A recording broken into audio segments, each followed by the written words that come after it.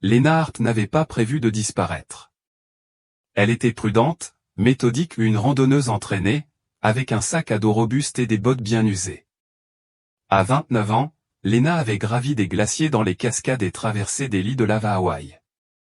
Mais ce printemps-là, elle avait choisi autre chose, le désert de Sandoloa. Pas de foule, pas de permis, juste elle, le vent et la chaleur. Elle est partie un vendredi matin de mai, le genre de journée où le ciel semble infini et où l'horizon garde ses secrets. Elle a dit au revoir à sa voisine, la gardienne de chat à Moab, a glissé une clé dans la boîte aux lettres et a roulé 3 heures vers le sud, en direction du départ du sentier de Copper Ridge. Sa vieille Subaru Outback a été retrouvée plus tard, soigneusement garée sur le parking, les vitres juste assez ouvertes pour laisser échapper la chaleur. Rien à l'intérieur ne laissait présager qu'elle comptait s'absenter plus d'un week-end. Lena confiait à ses collègues qu'elle avait besoin de se ressourcer, d'un peu de silence. Elle avait récemment quitté un emploi dans une start-up de biotechnologie à Salt Lake City, déménagé à Moab pour trouver la solitude et passer ses journées à cataloguer la flore du désert pour une association locale.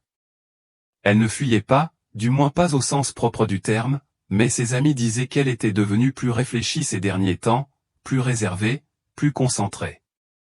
Elle parlait souvent de ses rêves, de lieux anciens qui semblaient l'appeler. La boucle de Sandoloa avait toujours figuré sur sa liste, elle l'avait mentionné des mois plus tôt. La région avait autrefois abrité des routes minières, des pistes de bétail, et même des rumeurs d'une ancienne ferme nichée dans les falaises. Le terrain n'était pas considéré comme dangereux, juste vaste, sec et désorientant si l'on n'y prenait pas garde. Lena était prudente. Elle avait emporté léger, mais avec précaution, de l'eau, des cartes de secours, une balise satellite et un carnet de notes résistant aux intempéries qu'elle emportait avec elle à chaque voyage en solo. Sa dernière observation confirmée eut lieu à 10h12 dans une station-service de la route 89. Elle acheta un mélange montagnard, remplit ses bidons d'eau et bavarda brièvement avec la caissière. Elle dit qu'elle reviendrait dimanche soir. Puis elle disparut. Pas d'appel de détresse, pas de dernier signal sonore, pas de traces de pneus au retour, au juste sa voiture brûlant sous la chaleur et un panneau de départ de sentier s'érodant lentement au vent. Lena Hart s'enfonça dans le désert et n'en ressortit plus. Elle envoya un texto à Chloé à 8h43, « Je pars maintenant. Copper Ridge, direction la boucle. On fera un point dimanche. » C'était suffisant pour marquer son intention, mais pas pour l'aider quand le calme retomba. La boucle de Copper Ridge était un sentier en 8 de 35 km, longeant crêtes et ravins secs. Il serpentait entre des dunes pétrifiées, puis s'enfonçait dans des canyons qui n'avaient pas vu d'eau depuis des années. Mais le véritable intérêt n'était pas le terrain, mais ce qui se trouvait juste au-delà. Les habitants l'appelaient « la ferme », les vestiges squelettiques d'une cabane ayant appartenu à un prospecteur solitaire dans les années 1930. Aucune route n'y menait, aucun sentier ne la signalait, mais les randonneurs en parlaient à voix basse comme d'un droit de passage. Si on arrivait jusque-là, on prenait une photo, si on était courageux, on y entrait. Les notes de Lena, retrouvées plus tard dans son appartement, mentionnaient la cabane à plusieurs reprises, des plans, des coordonnées, une seule ligne, ce qui est enterré ne le reste pas toujours. Elle prévoyait de gravir Cloquis Canyon d'abord, puis la crête ensuite, une idée judicieuse compte tenu de la chaleur. Cela signifiait qu'elle serait à l'ombre tôt et qu'elle profiterait du vent à la montée, ou une stratégie classique dans le désert. Elle devait camper près d'Iron Gulch, un lit de rivière asséché creusé dans la pierre rouge comme une cicatrice, puis rejoindre la ferme le deuxième jour. Ce n'était pas de l'imprudence, c'était une planification classique. Même sa liste de matériel, griffonnée d'une écriture soignée, reflétait sa confiance: comprimé d'iode, une fusée de détresse, 2 briquets, 16 km maximum par jour. Mais quelque chose se produisit. Entre ce premier kilomètre et le campement prévu, le sentier cessa de raconter son histoire. Lorsque les équipes de recherche ont retracé la boucle prévue, elles n'ont trouvé qu'une seule piste menant au sud-ouest, le long du ravin.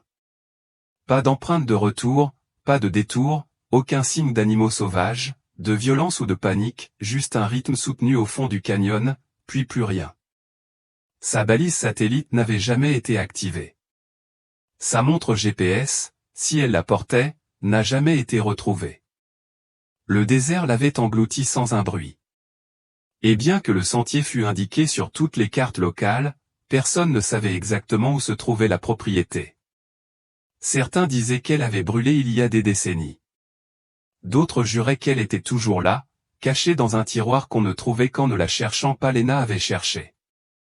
La nuit du dimanche est passée. Pas de message, pas de nouvelles.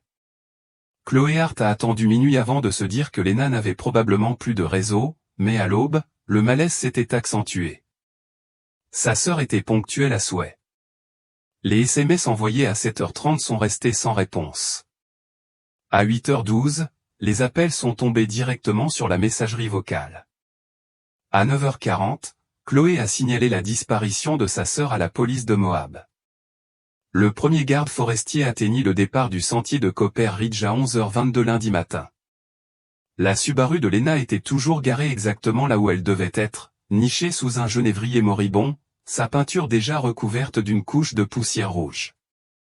Aucune trace d'effraction, pas de verre brisé, pas de sang. Son téléphone avait disparu. Son sac aussi.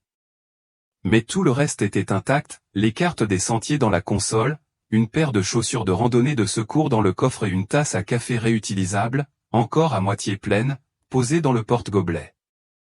C'était comme si elle était sortie pour se dégourdir les jambes et n'était jamais revenue. Une dépanneuse fut appelée, mais les gardes décidèrent d'abandonner la voiture pour l'instant. Ils ne voulaient pas risquer de contaminer ce qui aurait pu devenir une scène de crime. Ils élargirent le périmètre, vérifièrent les registres d'immatriculation, croisèrent les données satellites, mais il n'y eut aucun signal, aucune vidéo de drone récente, aucun randonneur ne l'ayant croisé. La zone était isolée, loin des sentiers touristiques habituels. Mardi après-midi, les recherches officielles ont commencé. Des hélicoptères ont balayé les canyons. Des volontaires en VTT ont fouillé les ravins secs. Des équipes canines ont été dépêchées par avion depuis Salt Lake City, mais le vent a rendu les pistes olfactives inutiles. Le dossier de Lena est passé de randonneuse en retard à recherche active prioritaire. Mais la phrase que personne ne voulait prononcer pesait lourd dans l'air, elle aurait déjà dû être retrouvée. Chloé arriva sur le site ce soir-là. Elle resta silencieuse pendant que les rangers lui expliquaient la chronologie. Elle fixait simplement la Subaru, les yeux rivés sur la bosse sur le pare-choc dont Lena et elle avaient ri des mois plus tôt. Cela lui avait semblé si insignifiant à l'époque. Maintenant, c'était la seule chose qui restait. Le désert était calme cette nuit-là, pas de vent, pas d'animaux, juste le calme et le sentiment croissant que Lena ne s'était pas simplement perdue, elle avait disparu. Le premier indice clair est apparu au lever du soleil mercredi. Un bénévole des recherches, ratissant le fond du canyon à pied, l'a discrètement signalé, des empreintes de pas. Une seule trace partant du point de départ et pénétrant dans le ravin. Elles étaient à la taille de Lena, les semelles correspondaient à celles des Merrill Moab qu'elle utilisait toujours, usées par des années d'utilisation. Les empreintes étaient nettes au début, enfoncées dans le sable mou. Pas de traînée, pas d'hésitation, juste une marche régulière vers le sud-est en direction d'Iron Gulch. C'était logique, elle suivait l'itinéraire prévu. Mais après 2,5 km, les traces ont changé. Le ravin se rétrécit en un canyon plus profond, plus ombragé que lumineux. Les empreintes de pas s'éclaircirent, devinrent moins nettes. À un moment, ils traversèrent une zone de roches glissantes où aucune empreinte ne pouvait être laissée. L'équipe marqua la dernière marche dégagée d'un drapeau. Après cela, plus rien. Ils tournoyèrent en spirale, balayant la poussière, vérifiant s'il y avait des brindilles cassées, de la terre remuée n'importe quoi. Mais le canyon n'offrait rien en retour. Pas d'équipement, pas de vêtements, pas de bouteilles d'eau ni d'emballage, juste plus de poussière, plus de chaleur. Le plus étrange, c'était l'isolement des traces. Aucun signe d'une autre personne. Aucun prince animal, pas même des serpents ou des lézards ne croisant son chemin, juste Lena s'enfonçant plus profondément dans le désert, comme si la terre avait ouvert une porte juste pour elle. Plus tard dans l'après-midi, un garde forestier gravit une crête voisine, espérant une meilleure vue. Il resta là 10 minutes, scrutant l'horizon avec des jumelles. il ne vit aucun mouvement, aucun éclat d'équipement ou de toile de tente, mais il aperçut quelque chose au loin, presque invisible, une forme sombre nichée près d'une falaise, comme un toit qui ne devrait pas être là. Ils marquèrent les coordonnées. Ce n'est que plus tard qu'ils réalisèrent que l'endroit était à portée de la vieille ferme. Mais personne ne le confirma immédiatement, car tous étaient concentrés sur le sol ou sur les traces qui avaient commencé fort avant de s'estomper. Ils suivirent les traces de Lena jusqu'à ce que le désert décide qu'elle était allée assez loin. Puis le sol refusa d'en dire plus, et les chercheurs, un à un, se turent à leur tour. Jeudi, les recherches s'étaient élargies et comprenaient désormais 2 hélicoptères, 4 équipes cynophiles et plus de 30 bénévoles. Un poste de commandement avait été installé juste à côté de la route principale, à l'ombre de bâches et bourdonnant de chaleur. Des cartes étaient épinglées sur du contreplaqué, les secteurs divisés, les équipes assignées. Mais chaque heure qui passait confirmait une chose, le désert ne rendait rien. Pendant 6 jours, ils ont cherché. Du lever au coucher du soleil, des équipes ont scruté Iron Gulch et chaque canyon qui en débordait. Des drones ont cartographié les dénivelés, des caméras infrarouges ont scruté les températures corporelles. La langue des chiens pendait dans la chaleur sèche, arpentant les rochers et les broussailles, attentifs aux odeurs mais rarement en train de signaler. Ils suivirent le ravin, escaladèrent les falaises, contournèrent les crêtes rien. Puis, le 4e jour, peu avant midi, une équipe de bénévoles contacta par radio. Ils avaient trouvé quelque chose. Ce n'était pas un corps, ce n'était même pas concluant. Mais c'était quelque chose. À 400 mètres du sentier, nichés entre 2 rochers près d'un lit de rivière peu profond et asséché, ils trouvèrent une tente au non pliée, mais bien installée et visible. La fermeture éclair était fermée. À l'intérieur se trouvait le matelas de couchage de Lena, encore roulé, une bouteille d'eau, vide, son petit réchaud de camping, inutilisé. Pas de sac à dos, pas de nourriture, pas de carnet ou aucune trace de lutte. Juste une tente, propre et étrangement intacte, comme si elle avait été montée mais jamais utilisée et autour, aucune trace de pas. La tente était bien la sienne grâce à son numéro de série, elle correspondait à la marquée à la couleur qu'elle portait la dernière fois qu'on l'avait vue. Le lendemain, Chloé se tenait à l'intérieur, fixant le matelas comme s'il pouvait lui fournir un indice. Elle a installé ça, murmura-t-elle, et puis elle est partie. Mais où est-elle allée? Aucun sentier ne partait du site. Le sable ne laissait aucune trace. Même le vent, qui aurait dû laisser des congères autour de la tente, s'était tu. La théorie sur place était simple, Lena avait installé son camp, puis avait changé d'avis. Ou peut-être que quelque chose avait changé sa décision. Mais sans piste, sans panneau, ni même une brindille cassée à suivre, l'équipe s'est heurtée à un mur. 6 jours plus tard, les recherches officielles ont été bloquées. Le soutien aérien a été retiré. Les équipes cynophiles ont été réaffectées. Le canyon gardait son silence et Lena était toujours portée disparue. Une fois les recherches officielles interrompues, les spéculations ont afflué pour combler le vide. Au début, ce n'était que des murmures autour du feu de camp, des rumeurs au poste de garde forestier. Puis, tout s'est répandu en ligne, blocs de personnes disparues, radio locale, chacun avait sa théorie, et aucune ne s'accordait. Certaines étaient pragmatiques, elle s'est retournée, a mal lu sa carte, a peut-être poursuivi un mirage d'eau qui n'existait pas. La désorientation dans le désert n'était pas rare, la lumière du soleil et l'ombre jouaient des tours. Peut-être s'est-elle effondrée à cause d'un coup de chaleur, a-t-elle erré dans une crevasse, ou est-elle tombée là où personne n'a pensé à regarder? D'autres pensaient différemment. Elle était intelligente, insistait Chloé. Elle ne disparaîtrait pas comme ça. Elle savait ce qu'elle faisait. C'est là que les théories les plus sombres ont commencé. A-t-elle été enlevée?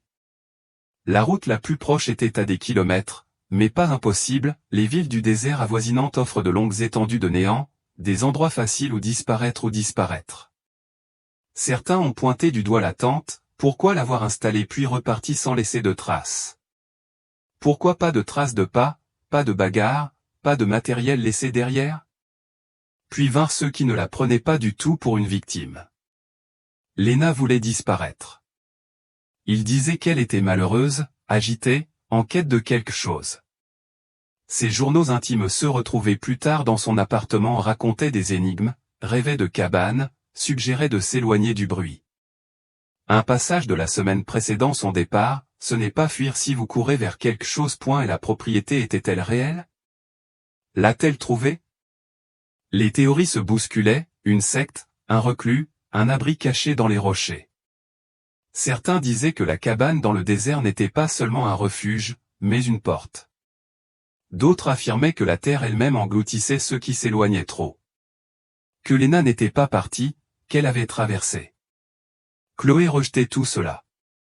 Elle s'accrochait à la logique, aux faits, aux grandes lignes du plan de Léna, griffonnées sur un post-it dans sa cuisine. Elle ne m'a pas abandonné, a-t-elle déclaré aux journalistes.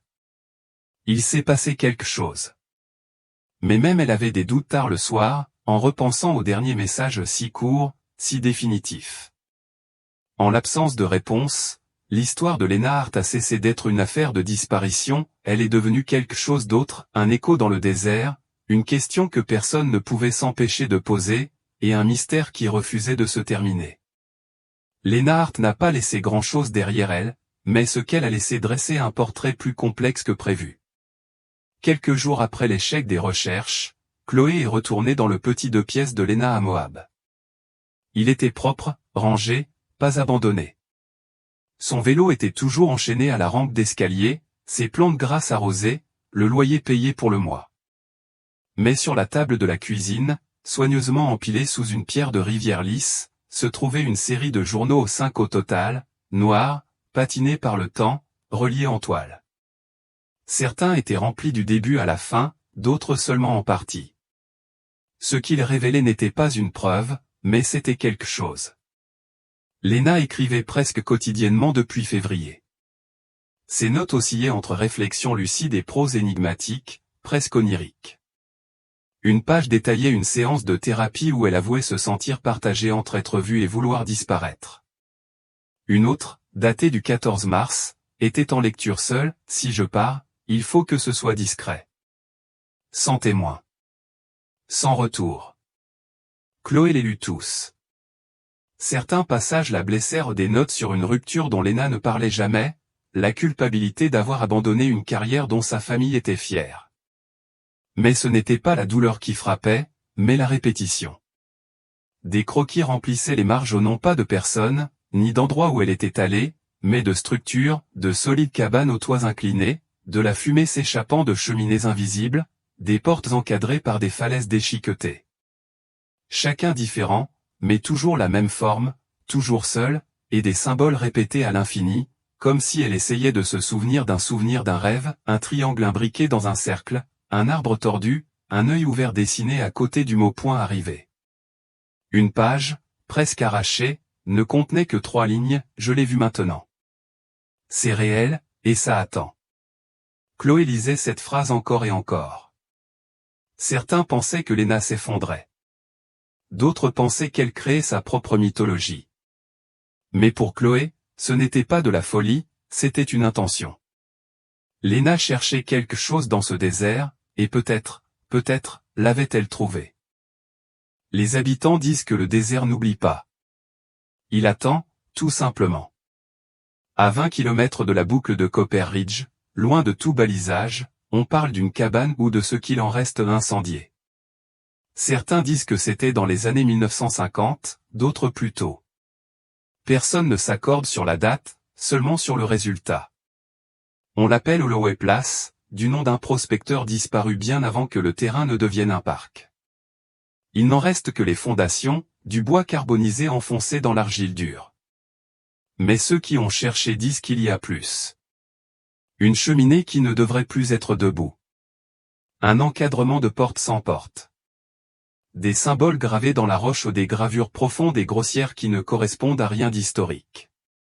Un garde les a qualifiés d'incorrects, comme si quelqu'un avait essayé de copier quelque chose qu'il ne comprenait pas. Aucune carte officielle ne répertorie le site. Les guides touristiques n'en parlent pas, mais les randonneurs, surtout ceux qui s'éloignent trop, connaissent ces histoires. Un groupe d'étudiants prétendait l'avoir découvert par hasard en 2004. Ils juraient que l'air y était plus froid, immobile, comme si le désert s'était arrêté. L'un d'eux racontait avoir entendu une voix. Un autre était tombé malade et avait refusé d'en parler à nouveau. Ils n'ont jamais retrouvé l'endroit lors d'un second voyage.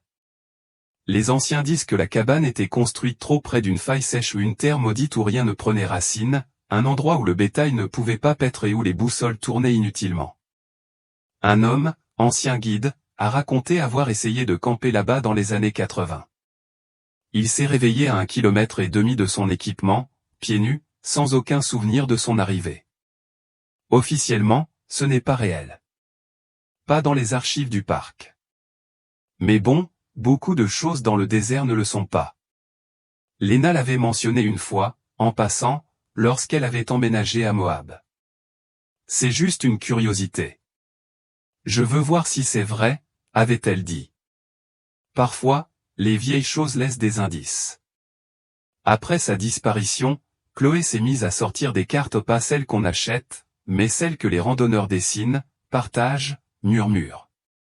Une ligne ici, un repère là, ramenant toujours au même endroit, 20 km au sud-est. Une falaise sans nom, pas de sentier, pas de panneau, juste une cabane qui ne devrait pas exister, et une sœur qui était peut-être partie à sa recherche. L'affaire a fait surface discrètement. Pas de gros titres, pas de révélation, juste un courriel privé d'un passionné de faune sauvage qui avait entendu l'histoire de Lena sur un forum local. Il avait installé plusieurs caméras de surveillance dans la région de Sandolow, espérant documenter des cougars ou des observations rares de renards. L'une d'elles, orientée vers l'est, près d'un arroyo asséché, s'est déclenchée 4 jours après la disparition de Lena. La vidéo durait 8 secondes, en basse résolution et en niveau de gris.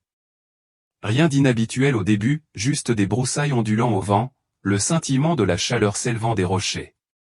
Puis, à la 5e seconde, quelque chose bougea en arrière-plan, une silhouette à peine reconnaissable, mince, droite, traversant la pièce de gauche à droite. C'est lointain, à tel point que ça aurait pu être n'importe quoi, un jeu d'ombre, un reflet déformé par la chaleur. Mais image par image, la silhouette reste fixe, une silhouette humaine, pas aussi massive qu'un randonneur avec son sac à dos. Pas d'équipement visible, juste des bras le long du corps, un pas assuré. L'horodatage indiquait 17h46, 2 heures avant le coucher du soleil. Le lieu, à environ 15 km de l'endroit où la tente de Lena avait été retrouvée. Les gardes forestiers ont examiné les images, les ont améliorées, analysé la répartition des pixels et les niveaux de contraste, toujours pas d'identification définitive, pas de visage, pas de détails vestimentaires. La silhouette se déplaçait avec un calme étrange, ni pressée ni désorientée, marchant simplement sur un terrain aride qui n'aurait dû rien montrer du tout. Certains l'ont d'emblée écarté, un mirage thermique, un bug, un animal déformé par l'objectif. D'autres n'en étaient pas si sûrs. Chloé l'observait encore et encore. C'est la posture, l'inclinaison de la tête. C'est la façon dont Lena bougeait quand elle réfléchissait, murmura-t-elle. Pas perdue, juste en train de traiter la scène. Mais il n'y avait pas de séquence de suivi, pas d'empreinte près de la caméra, pas d'observation secondaire. Juste des parasites, puis le silence.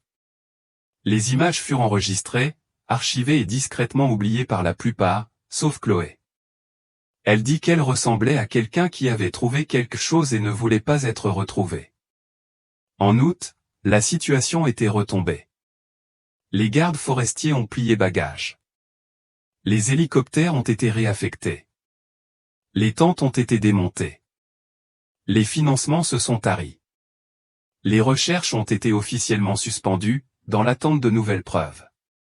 Le nom de Lena disparu des écrans, remplacé par des urgences plus récentes, crue soudaine, alpiniste blessé, touriste perdu. Le désert continua son chemin, comme toujours. Sa voiture fut remorquée et rendue à Chloé. Les journaux furent emballés. Le panneau du début du sentier fut remplacé par une nouvelle police de caractère, des couleurs plus vives, comme si cela pouvait effacer l'ombre de ce qui s'était passé juste derrière. Plus de vestiges, plus d'équipement, plus aucune trace concluante. Lena Hart est devenue un autre nom sur une liste que personne ne veut lire à voix haute. Non résolu, toujours portée disparue à un mystère du désert. Son histoire est devenue un avertissement murmuré par les gardes forestiers aux nouveaux randonneurs, ne sortez pas des sentiers battus, ne sous-estimez pas la chaleur, prenez toujours des nouvelles. Certains mentionnaient même la cabane, mais seulement à moitié en plaisantant. Seulement quand le soleil était levé. Chloé a maintenu l'affaire en vie pendant un temps.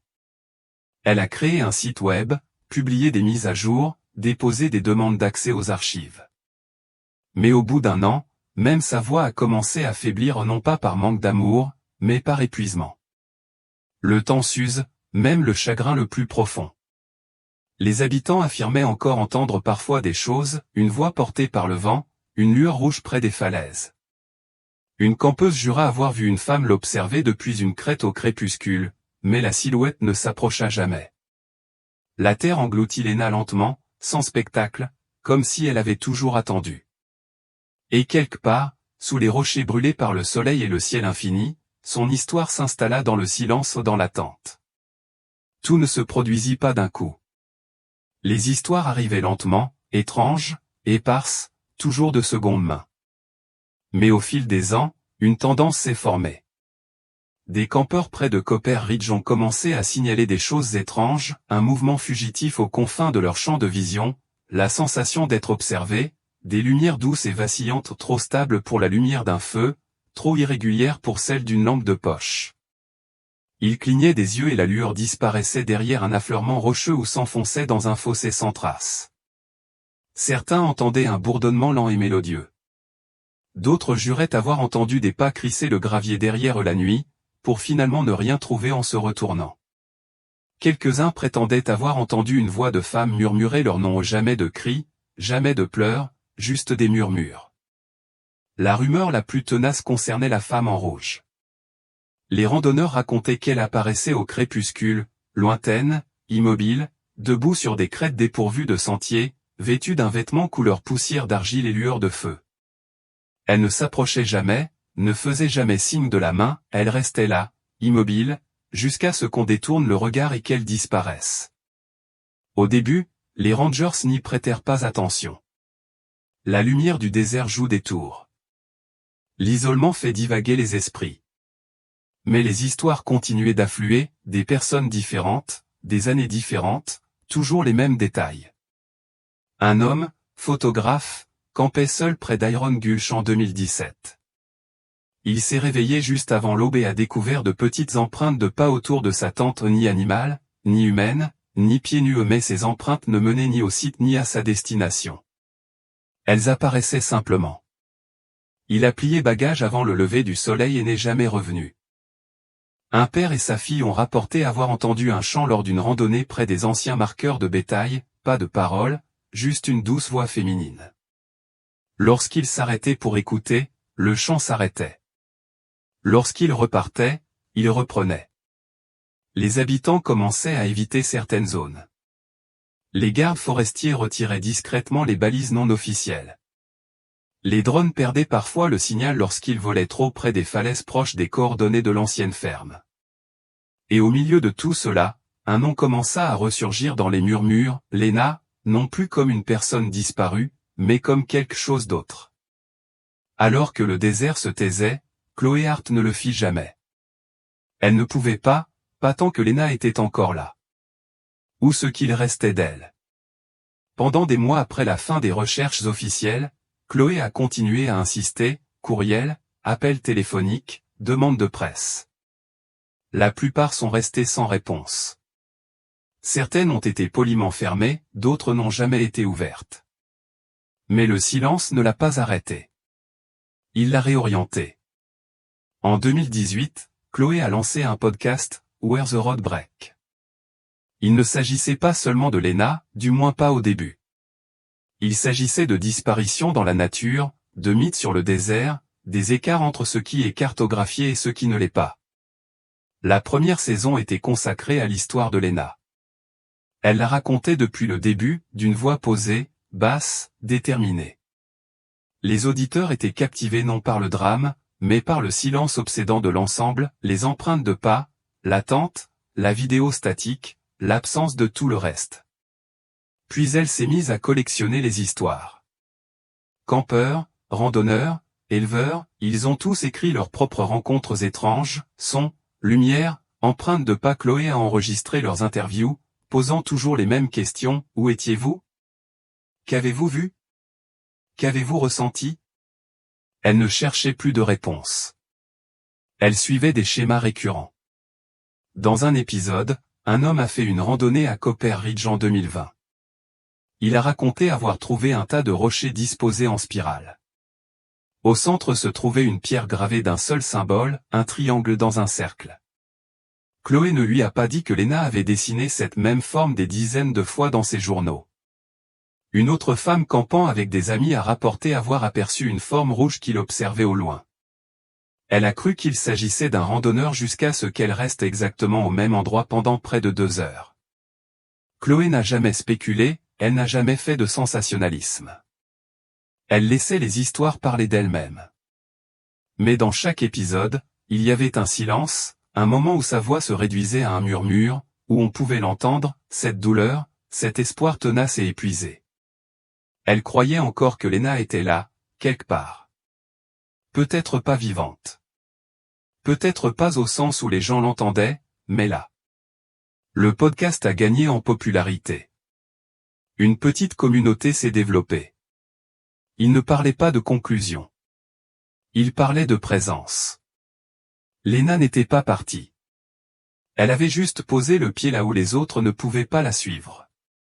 C'était à la fin du printemps 2019, près de 3 ans après la disparition de Lena, lorsqu'un randonneur solitaire tomba sur quelque chose que personne ne s'attendait à trouver. Il s'appelait Daniel Quaid, étudiant en géologie à l'Université d'État de l'Utah. Il parcourait les zones les moins fréquentées de la chaîne de Sand Hollow, cartographiant des formations de grès pour un projet scolaire.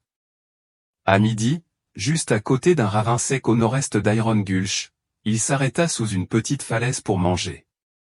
C'est alors qu'il les aperçut, une pile de papier coincée sous un amas de pierres plates. Ni détritus, ni emporté par le vent, caché là intentionnellement, enfermé dans une pochette transparente à fermeture éclair, à moitié décolorée par le soleil. Il faillit ne pas l'ouvrir, mais la curiosité l'emporta.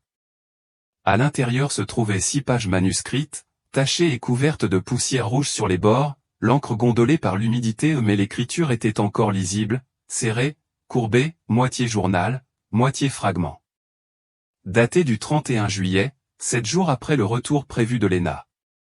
Chloé reçut l'appel une semaine plus tard. Elle rencontra Daniel en personne, tenant le sac de ses mains gantées, le cœur battant à tout rompre en lisant la première ligne, « Jour, je ne sais pas. Le temps ne fonctionne pas ici. » Les entrées étaient incohérentes. Certaines décrivaient le terrain. D'autres ressemblaient à des séquences oniriques, des évocations de réveil à des endroits différents de ceux où elle s'était endormie, des bruits étranges dans les rochers, la sensation que quelque chose l'observait, mais toujours hors de vue. Un passage m'a marqué, je vois la cabane la nuit. Elle n'est jamais au même endroit. Parfois, la cheminée fume. Parfois, la porte est ouverte, mais je n'y vais pas. Je ne pense pas que tu reviennes si tu le fais. Chloé reconnut immédiatement l'écriture. Elle correspondait aux journaux de Lena à Moab. Les médecins légistes le confirmèrent plus tard. Il n'y avait aucune empreinte de pas à proximité. Aucun autre signe de présence humaine, juste la pochette, à moitié enterrée, à moitié oubliée, comme si quelqu'un l'avait laissée là pour que quelqu'un d'autre la trouve ou comme un repère au cas où elle ne reviendrait pas. Le parc n'a pas rouvert l'enquête, mais Chloé l'a fait. Elle a relancé le podcast avec une nouvelle saison, The Lost Page. Et discrètement, en arrière-plan, quelque chose a commencé à bouger. En 2012, l'air au-dessus de Sand Hollow n'était plus vide. Une petite communauté, mais en pleine expansion, de passionnés de drones s'était tournée vers le désert, mi-curiosité, mi-obsession. Ce n'étaient pas des professionnels, juste des explorateurs du dimanche avec des appareils photo haute résolution et beaucoup de temps. Ce qui avait commencé comme un passe-temps est devenu quelque chose de plus. Ils ont été attirés par l'histoire de Lena. Après la diffusion de la saison 1 de Les Pages Perdues, les forums en ligne se sont enflammés, détectives topographiques, ingénieurs à la retraite, cartographes amateurs, tous désireux de retrouver la cabane.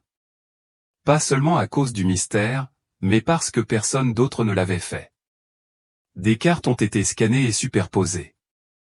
Des documents historiques ont été partagés et décortiqués, de vieux registres miniers, des journaux de prospecteurs, des rumeurs des années 1940, quelques photos floues en noir et blanc montrant ce qui aurait pu être une structure disparue depuis longtemps, ou jamais vraiment là. Puis sont arrivés les drones. Ils ont décollé depuis des sentiers, des aires d'arrêt isolés, des camions garés sur des chemins de terre à des kilomètres de la route. Les pilotes ont utilisé des survols à haute altitude, des descentes en rase-motte et l'imagerie thermique. Les images ont afflué, des heures de crêtes rocheuses, des motifs de broussailles, des anomalies de chaleur. La plupart du temps, ce n'était rien, juste des kilomètres de terrain vague. Mais de temps à autre, il y avait quelque chose, un coin de toit qui dépassait des broussailles, une ombre projetée par quelque chose de trop carré pour être naturel, un éclat de verre au bord d'une pente blanchie par le soleil et puis ça disparaissait. Aucune coordonnée ne donnait jamais deux fois le même résultat. Le désert, semblait-il, refusait d'être cartographié. Pourtant, les images du drone parvinrent jusqu'à Chloé. Elle observa image après image, à la recherche de quelque chose de familier. Dans un clip faible, à moitié masqué par la lumière, on pouvait voir un scintillement rouge, une silhouette, une pose. Elle resta immobile pendant exactement 3 images, beaucoup trop lisses pour un oiseau, trop droite pour un animal, puis disparut. Le pilote ne l'avait même pas remarqué en direct. Ce n'est qu'en parcourant la vidéo qu'il l'a captée. Il l'a postée avec la légende, anomalie de Sandolo 18h37. Visuel possible. Chloé ne l'a pas partagé dans le podcast Pas encore. Elle l'a regardé, rembobiné encore et encore, car elle ne demandait pas si c'était Lena. Elle se demandait pourquoi il était resté si immobile.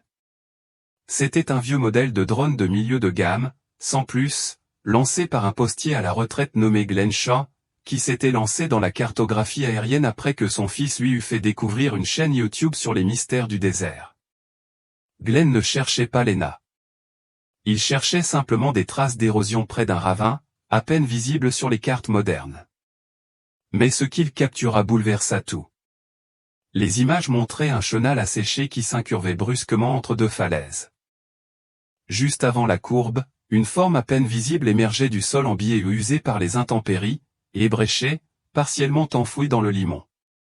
Une vieille balise, brisée, penchée de côté, sa face peinte depuis longtemps effacée par le vent et le soleil, mais sa forme était nette, les vestiges d'un poteau autrefois dressé, aujourd'hui oublié. Glenn a publié les coordonnées en ligne, indiquant « Sentier non balisé, Sandolo Southwash ». Quelqu'un les a transmises à Chloé. Elle a reconnu la zone. Elle se trouvait à proximité d'un groupe de points d'ancrage spéculatifs, des pilotes de drones tournaient autour depuis des mois. Un espace entre des itinéraires cartographiés, mentionné dans aucun document officiel. Chloé n'a pas hésité. Elle s'est rendue sur place avec 2 bénévoles de son auditoire, tous 2 navigateurs expérimentés en randonnée. Ils sont partis à l'aube, ont traversé le canyon et ont atteint le site vers midi. Le marqueur était réel, enfoui plus profondément que ne le laissait entendre la vidéo, il était en bois, avec 2 trous de clous là où un panneau avait été fixé. Aucun autre objet artificiel à proximité. Aucune trace de pas récente, juste un sentier, étroit et creux, serpentant vers l'ouest à travers le grès. Ils le suivirent. Il n'apparaissait pas sur le GPS, ne correspondait à aucun tracé topographique, mais on aurait dit un sentier usé et creusé par le temps par les pieds, les roues, peut-être les 2 et il se dirigeait vers une falaise qui, selon toutes les hypothèses, aurait pu correspondre à l'emplacement supposé du chalet. 2 heures plus tard, alors que le soleil baissait et que les ombres s'étendaient sur le bassin, ils l'aperçurent, un coin de toit, tordu et noirci, toujours debout. Chloé ne dit rien. Elle se contenta de fixer le paysage, car que ce soit ou non la cabane que Lena avait dessinée à maintes reprises, elle était bien réelle. Elle n'aurait pas dû être là. Un toit soutenu par des poutres déformées, carbonisées, écaillées et blanchies par le soleil. Une cheminée unique s'élevait comme un doigt tordu des ruines. La cabane avait brûlé, mais n'avait pas disparu ou endommagé, mais pourtant intacte, comme si le désert avait tenté de l'effacer sans succès. Ils approchaient lentement. Chaque pas en avant leur semblait une intrusion. La porte avait pourri hors de ses gonds. À l'intérieur, le sol était à moitié effondré, déformé par le temps, mais il en restait suffisamment pour pouvoir se déplacer avec précaution, un cadre de lit rouillé au ressort cassé, une lanterne brisée, des fragments de ce qui aurait pu être des étagères. Et puis, sur le mur du fond, sous une bande de plâtre écaillé, des symboles gravés à même le bois ou des cercles dans des cercles, un œil, un triangle imbriqué dans un anneau, les mêmes symboles que Léna avait dessinés dans son journal, gravés ici avec une précision et une intention précises. Les sillons étaient profonds, ni accidentés ni usés par les intempéries, et visiblement anciens. Chloé s'approcha, la main tremblante. Elle traça un symbole avec son gant, le geste lui était trop familier. Elle ne dit rien. Elle n'en avait pas besoin. Ils fouillèrent le reste de la pièce en silence, une épaisse couche de poussière flottait dans l'air, des cendres s'accumulaient dans les coins. Puis, près de ce qui aurait pu être un foyer, ils aperçurent des os, non pas éparpillés comme ceux d'un animal, mais disposés en un petit tas, blanchis à blanc, partiellement enfouis sous une poutre effondrée. Pas assez pour un squelette complet, mais assez pour leur retourner l'estomac. Ce n'étaient pas des os de cerf. Plus tard, les autorités affirmeraient que rien n'était concluant, les ossements étaient d'origine indéterminée, aucun prélèvement ADN n'avait été effectué, aucune confirmation n'avait été faite. Mais ceux qui les avaient vus n'avaient aucun doute. Ce n'était pas seulement la structure, les sculptures ou le fait que le toit ne s'était pas entièrement effondré malgré des années d'exposition. C'était le sentiment que le lieu attendait, non pas oublié, mais simplement caché. Quand Chloé sortit, clignant des yeux dans le soleil couchant, elle ne regarda pas en arrière, car quelque chose dans cette cabane semblait trop immobile, comme si quelqu'un ou quelque chose était toujours à l'intérieur, observant, attendant. Et maintenant qu'on l'avait retrouvé, le silence risquait de ne pas durer longtemps.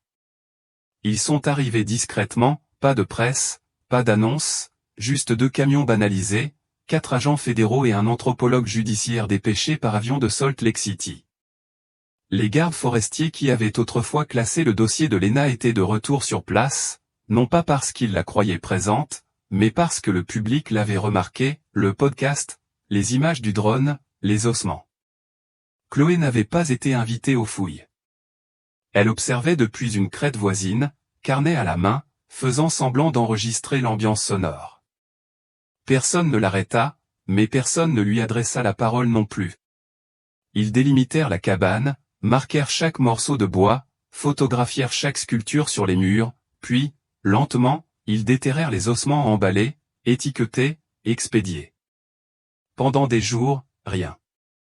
Puis un bref constat clinique, parmi les fragments retrouvés, l'un d'eux a été identifié comme humain. Le reste du matériel n'a pas permis de conclure. L'individu n'avait été associé ni à Léna Hart ni à aucune autre personne disparue connue. C'en était fini. Pas de suivi, pas de conférence de presse, pas de suite. L'histoire n'a jamais fait la une du soir. Chloé a reçu un appel officieux d'une personne ayant vu le rapport interne, le fragment était une clavicule de femme adulte, enterrée depuis plus de 10 ans, selon les estimations. Aucun signe de traumatisme, aucun vêtement ni effet personnel n'a été retrouvé à proximité. Ce n'était pas Léna ou du moins pas la partie qu'ils ont pu analyser. Mais c'était quelqu'un. Et si quelqu'un d'autre était mort là-bas, sous cette cabane, sous tout ce silence, alors l'histoire de Léna n'était plus seulement la sienne. Le désert avait gardé plus d'un secret, et il en avait laissé échapper un. Les arbres autour de la cabane n'auraient pas dû pousser si près, pas dans ce sol.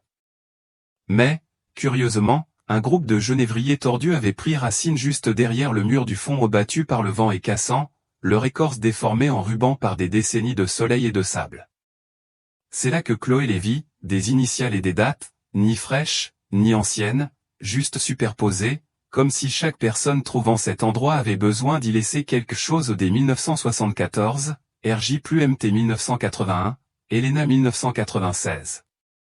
L'une d'elles, gravée plus bas que les autres, n'était qu'une spirale au pas de lettres, juste une forme profondément ciselée, presque creusée. Mais une gravure l'arrêta net, LH 2011, nette, profonde, un peu trop nette pour être aléatoire. L'année précédant le déménagement de Lena à Moab, les mêmes initiales. Chloé le fixa longuement, la main posée près de l'écorce, sans la toucher. Lena y était-elle déjà allée? Ce n'était pas son premier voyage, ou quelqu'un l'avait-il sculpté pour elle? Elle prit une photo, puis une autre. Plus elle regardait, plus les gravures lui semblaient intentionnelles, un langage éparpillé au fil des ans. Pas de motifs, pas de répétition, juste des traces laissées comme des miettes de pain ou des avertissements. Les bénévoles du podcast ont commencé à les répertorier. Des dizaines d'entre eux sont apparus la semaine suivante. Certains avaient disparu sous forme d'écorce, d'autres étaient suffisamment récents pour encore sentir la sève. Personne ne pouvait expliquer comment tant de personnes avaient pu passer par un endroit qui n'existait apparemment pas. Aucun registre de personnes disparues ne correspondait à la plupart des initiales, et personne n'a revendiqué la responsabilité de la spirale. Le désert, semblait-il, avait toujours murmuré. Mais maintenant, les gens commençaient à l'écouter. Chloé attendit une semaine après le départ des agents.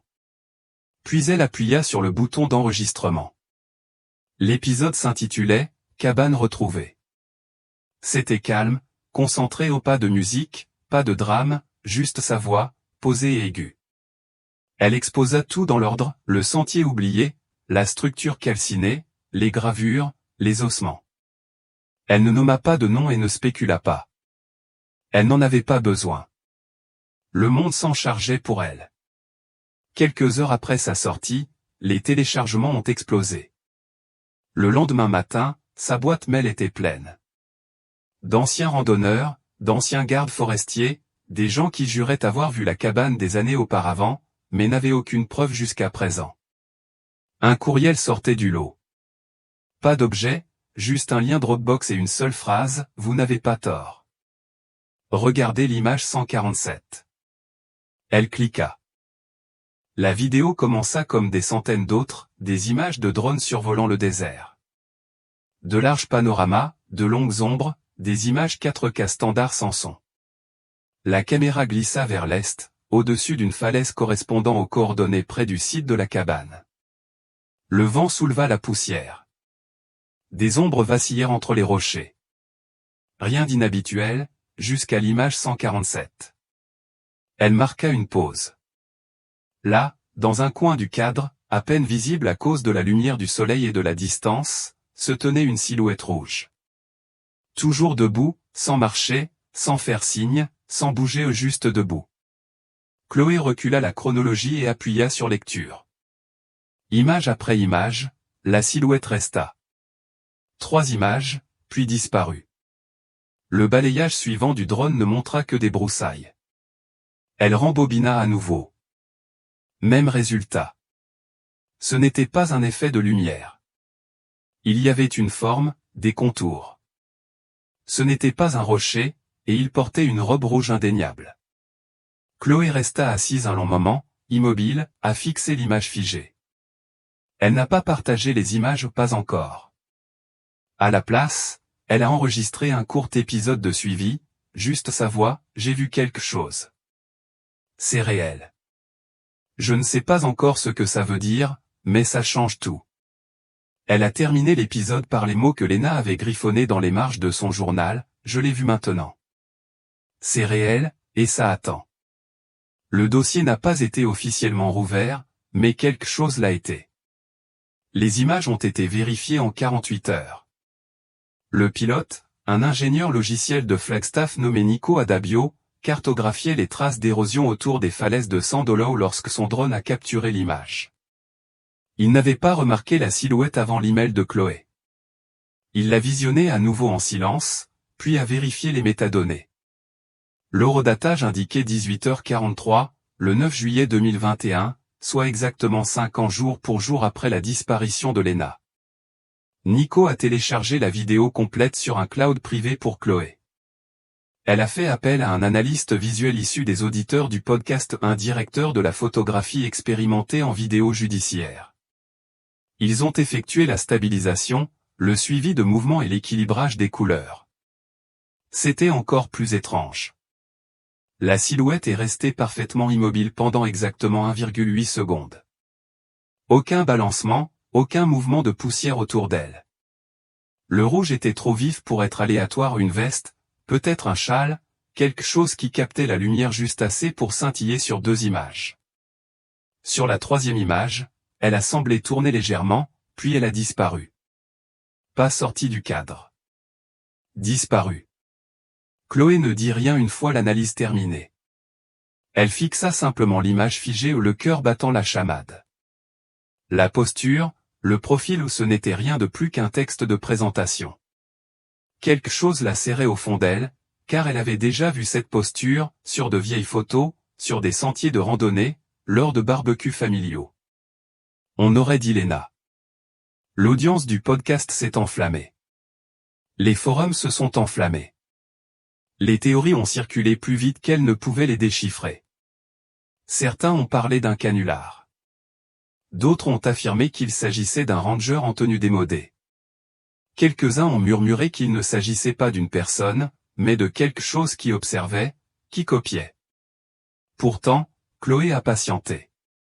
Elle a mis en ligne un nouvel épisode, simplement intitulé La capture. Elle a décrit les images, l'analyse, la date, mais elle n'a jamais prononcé le nom. Pas une seule fois, pas Léna. Pas à voix haute. Parce que le nommer le rendait réel. Au lieu de cela, elle posa une question: si quelqu'un disparaît dans le désert et qu'il marche encore, toujours là, peut-on encore dire qu'il est disparu? Le désert ne répondit pas, mais quelque chose avait été vu, et maintenant il regardait en retour. Les images ont été envoyées à 2 laboratoires, l'un en Oregon, l'autre en Virginie. Tous 2 ont réagi de la même manière, le fichier était brut, intact.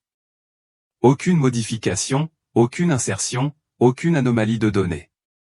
Les métadonnées de l'image étaient intactes, GPS, horodatage, débit binaire, tout était cohérent. La femme est apparue dans exactement 3 images. Ni avant, ni après. Les analystes judiciaires ont examiné la densité des pixels, les ombres, et même la distorsion atmosphérique. Ils ont construit des simulations 3D du terrain pour cartographier les endroits où la lumière aurait pu tomber ce soir-là. Les résultats étaient troublants.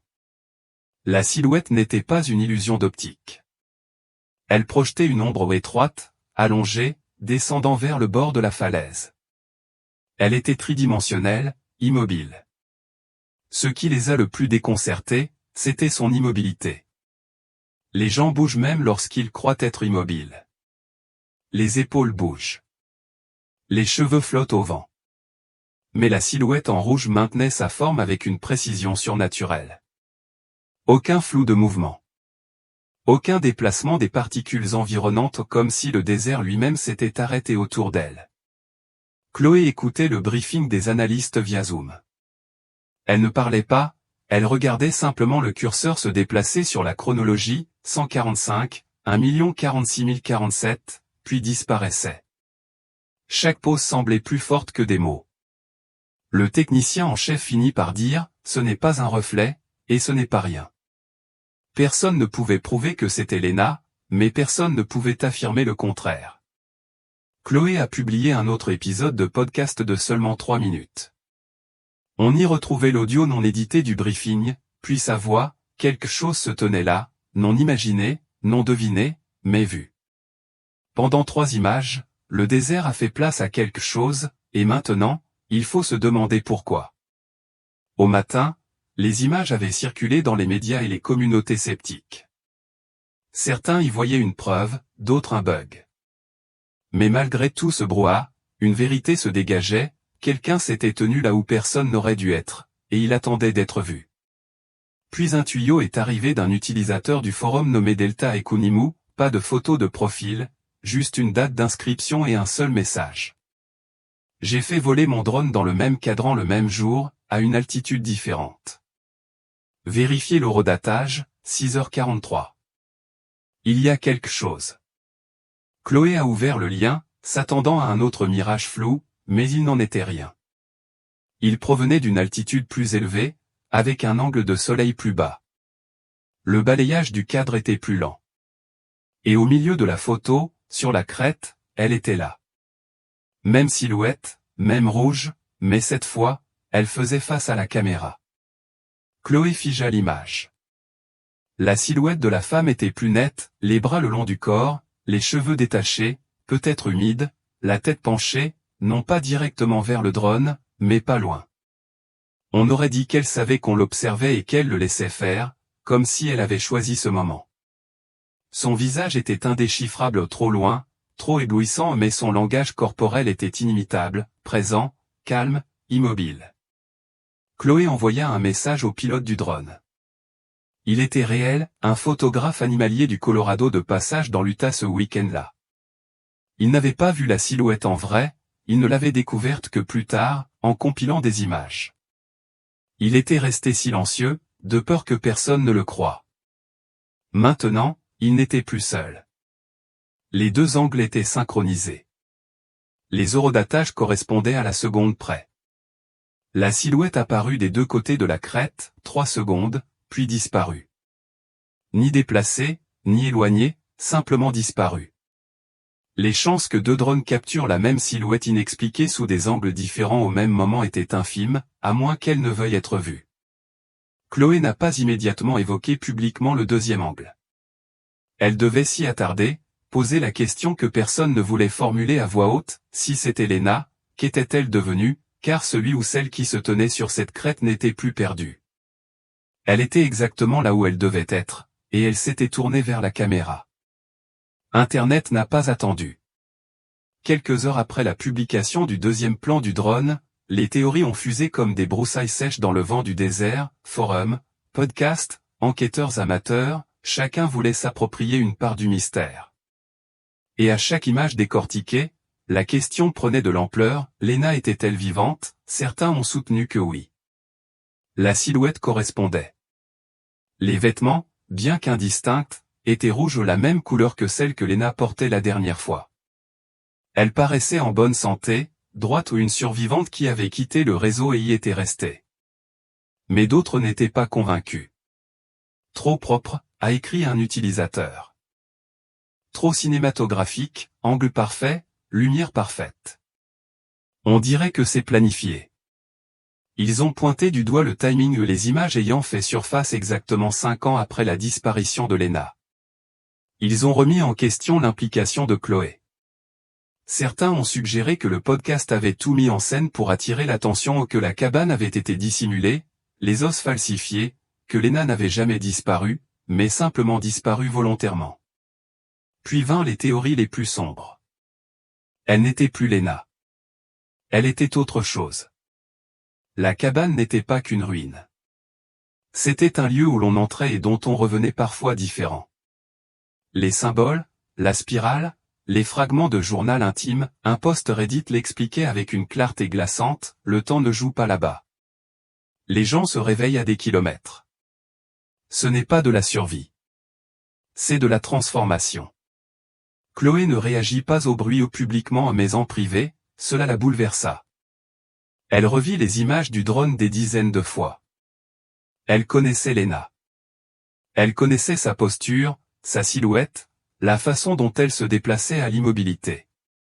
Et dans ces images, c'est ce qu'elle voyait, pas un canular, pas une inconnue, pas un monstre, sa sœur. Pourtant, quelque chose clochait. Car si Lena avait survécu, elle n'avait pas appelé, n'était pas revenue, n'avait pas laissé de mots.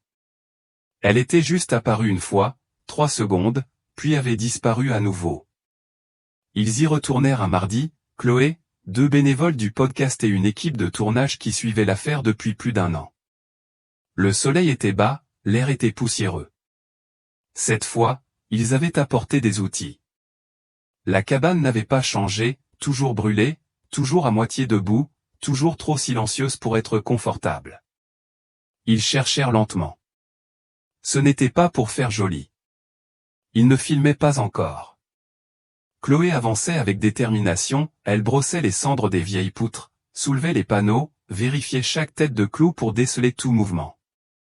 C'est l'un des bénévoles, Jay, un électricien à la retraite, qui trouva le panneau.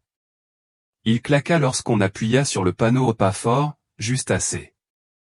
Derrière, un espace creux dans le mur d'environ 60 cm de large. À l'intérieur, enveloppé dans un foulard décoloré par le soleil, se trouvaient deux objets. Le premier était une carte d'identité en plastique fissuré, Lena Hart. Et la photo était ancienne d'avant le désert. Ses yeux étaient plus doux, ses cheveux plus longs. Elle avait légèrement déformé par la chaleur, mais était intacte. La seconde était un téléphone modèle vieux de 3 générations, écran fissuré, batterie à plat. Ils emballèrent les deux objets, gantés et avec précaution. Chloé ne parla pas. Elle tenait simplement le téléphone comme s'il pouvait respirer. De retour au camp, ils examinèrent les objets en silence. La pièce d'identité était authentique, vérifiée. Le téléphone présentait des traces d'eau, mais la carte SD était toujours en place. Ils l'envoyèrent à un laboratoire pour la récupérer. Chloé fixa la carte un long moment ce soir-là. Elle n'avait pas été enterrée. Elle n'avait pas été laissée tomber. Elle avait été cachée, placée dans un compartiment que quelqu'un avait mis du temps à construire. Quelqu'un qui ne voulait pas qu'elle soit trouvée facilement, mais qui ne voulait pas non plus qu'elle disparaisse comme un message laissé à quelqu'un en particulier. Une preuve irréfutable. Des théories ont de nouveau éclaté. Si Lena était morte là-bas, qui avait caché ses affaires? Sinon, pourquoi était-elle revenue les cacher? Rien n'avait de sens, sauf une chose, elle avait été dans cette cabane. Et maintenant, il ne courait plus après des théories. Il suivait la piste de Lena. Et pour la première fois depuis des années, elle menait quelque part. Le téléphone a mis des jours à se remettre en marche. Les spécialistes ont retiré la carte SD et contourné la batterie, alimentant directement la carte. L'écran ne s'est jamais allumé, mais la mémoire a résisté, corrompue, fragmentée, mais pas vide. La plupart des fichiers étaient illisibles, des horodatages statiques et figés, une douzaine de mémos vocaux brouillés et inaudibles, sauf un seul extrait audio intact de 22 secondes. Tout a commencé par une respiration superficielle, irrégulière, trop près du micro. Puis un frottement de tissu, peut-être du gravier, un bref cliquetis métallique, puis à nouveau le silence un long moment, juste le bruit du vent du désert. Puis, au bout de 15 secondes, une voix, à peine un murmure, ils ne viennent pas en plein jour. Un souffle seulement quand c'est calme, et puis plus rien. Le fichier s'est arrêté brusquement. Pas de clic, pas d'arrêt, juste une coupure. Chloé l'écouta au moins 50 fois. La voix était celle de Lena. Elle en était sûre. Mais ce n'était pas la voix d'avant, ni celle des vidéos d'anniversaire ni celle des vieux messages vocaux. Elle était rauque, tendue, comme si elle n'avait pas parlé depuis des jours. Les experts ne parvenaient pas à expliquer les bruits de fond, pas de cris d'animaux, pas d'insectes, pas d'échos lointains, juste ce silence étrange. Cela ne correspondait à aucun profil d'enregistrement extérieur connu, comme si le paysage sonore lui-même avait été vidé. Les théories se multipliaient. Lena se cachait-elle? Était-elle traquée? Avait-elle trouvé une limite, quelque chose qu'elle comprenait et qu'elle s'imposait d'obéir? Certains auditeurs ont décortiqué l'enregistrement jusqu'à l'absurde. L'un d'eux ralentit et prétendit entendre une autre voix sous le murmure. Un autre accéléra et crut entendre un bourdonnement mécanique, mais Chloé n'avait pas besoin d'amplification. Elle entendit de la peur, pas de la panique, pas du désespoir, quelque chose de plus froid, de résigné, le genre qui survient après trop de temps seul, quand le silence cesse d'être paisible et devient présence. Elle ajouta l'extrait à l'épisode suivant, sans le modifier. Elle laissait les auditeurs l'entendre par eux-mêmes. Pas de commentaires, pas de spéculation, juste une voix venue du désert, perçant après des années de silence, porteuse d'un message que personne ne savait interpréter, sauf peut-être Lena elle-même, où qu'elle soit maintenant. Le refuge ne figurait sur aucune carte. Il a été découvert à 3 km à l'est de la cabane par une équipe de recherche utilisant les coordonnées d'un drone. Au premier abord, il ne ressemblait à rien, juste un surplomb rocheux niché entre deux crêtes de grès, mais le cercle de cendres l'a trahi, un anneau de feu, noirci par le feu, récemment utilisé. À l'intérieur de l'alcôve peu profonde, ils ont trouvé un rouleau de lit aplati, érodé mais pas ancien. Des couches de sable balayées ont révélé 2 emballages de barres protéinées non ouverts, un briquet en plastique fondu et les restes d'une petite bâche qui avait autrefois servi de couverture. L'endroit ne semblait pas abandonné. Il semblait suspendu. Ceux qui y avaient séjourné n'étaient pas partis en panique. Il n'y avait aucune trace de lutte, aucun équipement éparpillé. Tout avait été organisé, entretenu, et on y avait survécu. Chloé s'accroupit, touchant le bord de la bâche de ses doigts gantés. Elle sentait encore la fumée, assez récente pour persister dans les rochers. Elle ne le dit pas à voix haute, mais les autres la sentaient aussi, elle était passée par là. Lena. Des jours, des semaines ou des mois auparavant, personne ne le savait. Mais ce n'était pas un vieux camp. Le feu était trop frais, les débris trop propres. Quelqu'un avait vécu ici, il n'y a pas si longtemps. L'équipe a tout photographié, catalogué, puis laissé l'abri intact. Chloé est restée assise seule un moment après le départ, regardant le vent onduler sur le sable, imaginant Lena assise là où elle était maintenant silencieuse, observant, attendant que le jour s'étende suffisamment pour qu'elle puisse dormir sans crainte. Car c'est ce que disait la voix. Ils ne viennent pas pendant la journée. Qui était-il? Chloé avait cessé de demander à voix haute. Les réponses n'arrivaient pas, mais la piste s'éclaircissait. Et pour la première fois, il n'y avait plus de doute. Lena avait survécu. Elle avait trouvé un moyen de rester cachée dans un désert qui interdisait aux gens de se cacher. Et si elle avait construit un abri une fois, peut-être en avait-elle construit d'autres. Cela faisait 12 ans. 12 ans depuis le dernier message. 12 ans depuis que Lena avait disparu dans un paysage qui en avait englouti des dizaines d'autres avant elle. Mais cette fois, Chloé n'était pas là pour chasser les fantômes, elle était là pour parler à l'un d'eux. Elle était revenue sur place avec une petite équipe, 2 gardes forestiers, un psychologue spécialisé dans le rétablissement post-traumatique, et sans caméra. Elle avait demandé à être discrète, loin du podcast, loin du bruit. Personne d'autre n'avait besoin d'être là. Pas pour ça. Le désert semblait différent cette fois, ni plus sombre, ni plus clair, juste conscient. La cabane était la même brûlée, mais toujours debout, telle qu'elle était depuis la première découverte. Ses murs gémissaient sous le bois déformé par la chaleur. Les sculptures étaient restées intactes, la spirale toujours profondément gravée dans la poutre arrière. Chloé entra lentement. Elle ne laissa aucun matériel, aucune question, juste une enveloppe sur le vieux foyer, enveloppée dans du plastique étanche. À l'intérieur se trouvait un mot manuscrit. Lena, si tu es encore là, tu peux revenir. Pas de question.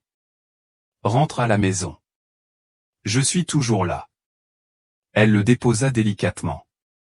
À côté, elle laissa un pull d'un rouge délavé, un que Lena portait lors de ses randonnées froides. Il sentait encore légèrement la lavande et la crème solaire, quelque chose de sûr, de vrai. Puis elle sortit et s'assit sous l'arbre où était gravé, LH 2011. Elle ne pleura pas. Elle ne parla pas. Elle attendit simplement. Pas des heures, juste le temps qu'il faut. Puis elle se leva et partit. Personne ne la suivit. Personne ne la poursuivit. Parce que si Lena était encore en vie aussi, elle était plus que des scintillements dans les images de drones et des murmures dans le vent, alors peut-être que ce dont elle avait le plus besoin était le silence et la permission de le rompre. C'est arrivé 3 semaines plus tard. Le drone vira à gauche, balayant la clairière. Pendant une seconde, rien ne bougea. Puis, une silhouette surgit de derrière la structure au courant vite, sans trébucher, sans être désorienté, déterminé, vêtu de rouge. Le drone le suivit, tremblant d'abord, puis plus précis lorsque l'IA se verrouilla automatiquement sur le sujet. Le coureur ne se retourna pas, sprintant vers l'est, s'éloignant de la cabane en direction des crêtes désertes où se trouvait autrefois l'abri. La vidéo dura 22 secondes avant que le drone ne perde la vue. Mais cette fois, il y avait plus de 3 images. Ce n'était pas un scintillement. Ce n'était pas un flou. C'était quelqu'un de vivant, en mouvement, bien réel. Les autorités furent immédiatement prévenues. Les gardes forestiers ratissèrent la zone en quelques heures. Ils ne trouvèrent rien, pas de traces, pas de vêtements, pas d'abri. Comme si le coureur avait disparu dans la roche. Mais Chloé savait que ce n'était pas une erreur. Ce n'était pas un écho. C'était Léna au pas en train de marcher, pas immobile, courant, non pas de quelque chose, mais vers quelque chose qu'elle seule pouvait voir. Les images suffirent à relancer les recherches. Cette fois, ils avaient apporté des drones thermiques, des détecteurs de mouvement, des chiens pisteurs en un effort total qui n'avait pas été vu depuis la semaine où Léna avait disparu. Mais ce n'était pas elle qu'ils cherchaient maintenant. Car un garde forestier avait remarqué quelque chose que les autres avaient manqué, des empreintes de pas à moitié enfouies dans le schiste meuble près de la Crétaie, capturées par hasard dans la lumière du petit matin. Deux groupes distincts, l'un, plus grand, probablement celui d'une femelle adulte, typique des coureurs de trail, l'autre, plus petit, beaucoup plus petit, pieds nus, des pas légers qui s'entrecroisaient entre les plus grandes, comme si elles marchaient à côté ou les suivaient de près. Au début, ils pensèrent qu'il s'agissait d'un animal, mais l'espacement était trop régulier, l'empreinte du talon trop marquée. Ce n'était pas un coyote. Ce n'était pas un cerf. C'était un humain à un enfant. Ils suivirent la piste sur près d'1,5 kilomètre avant qu'elle ne disparaisse dans la roche. Plus d'empreintes, plus de traces, juste de la pierre plate et l'immensité du sable et du temps. Les spéculations reprirent comme une inondation. Léna avait-elle trouvé quelqu'un? Quelqu'un l'avait-il retrouvé, un enfant perdu? Un secret né dans le désert? Les théories se multiplièrent, toutes plus étranges les unes que les autres. Certains disaient que la cabane n'était pas seulement un abri, mais une porte, qu'elle accueillait les choses et les rendait transformées. Que Léna n'avait pas été la première à y survivre et ne serait pas la dernière. Mais aucune preuve n'a jamais été apportée. Personne d'autre n'a été filmé par un drone. Aucun enfant n'a été porté disparu. Aucun ossement retrouvé. Aucun vêtement. Aucun nom à rechercher. Seulement des empreintes de pas. Deux couples se déplaçant ensemble. Et pour Chloé, cela changea tout. Elle était venue retrouver sa sœur, la ramener chez elle. Mais maintenant, elle n'était plus sûre que ce soit possible, car Léna n'était pas restée dans le désert. Elle en avait fait quelque chose. Et ceux qui la retenaient là, ceux qui marchaient à ses côtés maintenant, n'étaient pas destinés à partir. L'affaire ne fut jamais classée. Mais elle ne fut jamais rouverte non plus. Il n'y avait ni corps, ni pièce d'identité, ni aveu, juste des fragments, une voix, une photo, une ombre dans le canyon et une enveloppe laissée sur un foyer immobile. Finalement, les gardes forestiers barricadèrent la cabane non par sécurité, mais pour le silence. Trop de randonneurs étaient venus chercher. Trop nombreux étaient allés trop loin du sentier. Trop nombreux étaient ceux qui avaient entendu dans le vent des choses inexplicables, des voix, des murmures, des noms inconnus. Certains disaient que la voix de la femme appelait Chloé. D'autres disaient qu'elle appelait quelqu'un du nom de Reine ou d'Elia, ou parfois qu'elle respirait simplement longuement et doucement, comme si elle se tenait juste derrière eux. Toujours au crépuscule. Jamais en plein jour. Le podcast s'est tu. Chloé a arrêté d'enregistrer. Elle n'a jamais fait d'épisode final, elle a juste laissé l'émission s'éteindre. Sa boîte mail est restée ouverte. Tous les 2 ou 3 mois, quelqu'un envoyait une photo floue, une silhouette rouge sur une crête, une voix faiblement captée par le vent. Aucune n'a été confirmée. Aucune n'a été infirmée. Le désert, disait-on, avait emporté Léna. Mais ce n'était pas la vérité. La vérité, c'est qu'elle en faisait désormais partie, quelque chose d'ancien, quelque chose qui observait. Ni malveillant, ni bienveillant, juste présent. Et pourtant, quand le vent souffle juste au-dessus de Copper Ridge, certains disent qu'on peut l'entendre, un murmure, un nom, un rappel que tous ceux qui disparaissent ne sont pas perdus, et que toutes les histoires ne sont pas destinées à être résolues. Certaines sont destinées à rester telles qu'elles sont, en attente. Cette histoire était intense, mais celle du côté droit est encore plus folle.